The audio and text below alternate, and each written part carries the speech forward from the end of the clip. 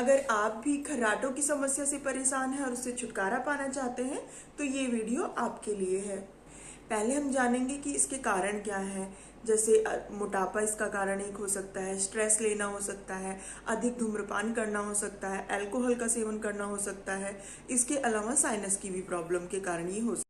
आपको करना क्या है, रोजाना रात में सोने से पहले गुनगुने पानी में इलायची या फिर उसका पाउडर मिलाकर उस पानी को पीना है। ऐसा कम से कम आप 1 हफ्ते तक करें।